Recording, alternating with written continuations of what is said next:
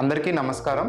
నా పేరు డాక్టర్ రంజిత్ మనోహర్ కంచరాపు. నేను advanced laparoscopic hernia and abdominal wall reconstruction surgeon. రీసెంట్గా ఒక పేషెంట్కి తనకి ముందు కోత ద్వారా జరిగిన ఆపరేషన్ ఏరియాలో నొప్పితో వచ్చారండి. దాన్ని పరిశీలించగా అది ఇన్సిషనల్ హెర్నియా, అంబ్లికల్ హెర్నియాతో పాటు డైవర్కేషన్ ఆఫ్ రెక్టై అనే సమస్య కూడా ఉంది. ఇది గర్భాధారణ తర్వాత సరైన పోషకాహారం తీసుకోకపోవడం వల్ల వచ్చే కండరాల బలహీనత వల్ల కానీ, లేదా పొట్టపై ఎక్కువ ఒత్తిడి పడే పనులు చేసే వాళ్ళలో కానీ, అధిక బరువు ఉండే వాళ్ళలో కానీ వచ్చే అవకాశం ఉంది. ఈ సమస్యని విజయవంతంగా కోత లేకుండా లాప్రోస్కోపీ ద్వారా హర్నియా రిపేర్ మరియు లీనియాల్బా రిపేర్ చేయడం జరిగింది. అండ్ పేషెంట్ మరుసటి రోజే రికవరీ అయ్యేటట్టు చేయగలిగాం. అటువంటి అడ్వాన్స్డ్ లాప్రోస్కోపీ సిస్టమ్స్ మరియు ఫెసిలిటీస్ మన జెమ్స్ హాస్పిటల్లో అవైలబిలిటీగా ఉన్నాయి.